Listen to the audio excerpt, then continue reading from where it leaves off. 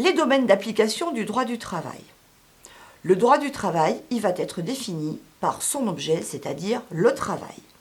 Le mot travail désigne une activité volontaire. Volontaire, par exemple, au contraire de l'esclavage, qui est une activité forcée de l'homme, qui va être faite en contrepartie d'une rétribution qui sera donc le salaire. Le droit du travail, il va être constitué par l'ensemble des règles juridiques applicables donc aux employeurs et à leurs salariés dans le cadre de cette activité. 2 points importants. Premier point, les salariés sont soumis à l'autorité de l'employeur. Ça, c'est un premier point qui, effectivement, va régir le droit du travail. Deuxième point important, le droit du travail va englober toutes les règles qui concernent les relations humaines engendrées par le travail subordonné.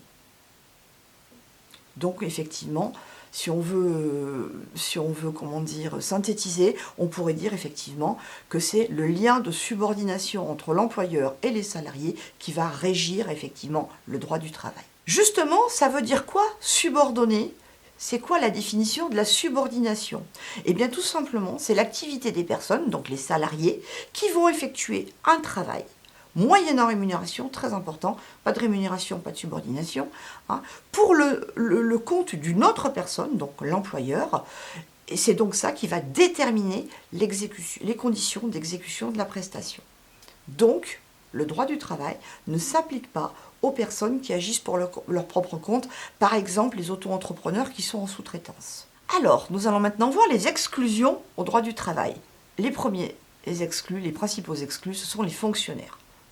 Les fonctionnaires, effectivement, sont exclus du droit du travail puisqu'ils sont régis généralement plutôt par le droit administratif. En effet, les salariés de la fonction publique, donc les fonctionnaires, mais également certains assimilés fonctionnaires, ne sont donc pas régis par le droit du travail. Toutefois, ce qu'on peut voir effectivement, c'est que certains points du droit du travail vont quand même s'appliquer à eux. Par exemple, les lois qui ont été édictées sur le temps de travail. Ce qu'il faut savoir, c'est que les fonctionnaires voient leurs droits modifiés unilatéralement, généralement, par leur employeur, qui est donc l'État ou les collectivités territoriales, etc. On va appeler ça la loi du statut. On va voir que le droit du travail va régir 2 types de relations. Les relations individuelles d'un côté, les relations collectives de l'autre. Justement, la relation individuelle du travail, c'est quoi? C'est la relation qui va être contractuelle, c'est-à-dire qui va être régie par le contrat de travail. Elle va donc toucher un employeur et un salarié. Relation entre donc 2 personnes, on pourrait dire. Le fait que ces relations soient également régies par les conventions collectives, par le droit du travail en lui-même, ou par différentes jurisprudences, ne va nullement enlever le fait que cette relation va être strictement individuelle.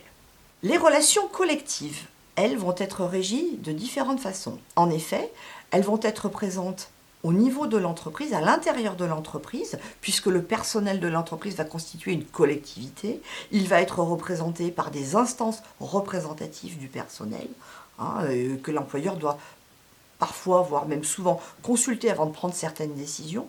Mais il y a également des faits qui se passent en dehors de l'entreprise, notamment entre les syndicats qui sont extérieurs à l'entreprise, même si on verra qu'ils ont un pied dans l'entreprise par le biais de certains membres, etc.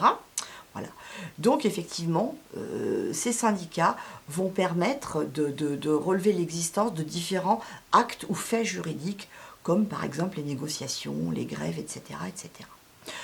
Pour plus d'explications, je vous laisse regarder le tableau ci-dessous.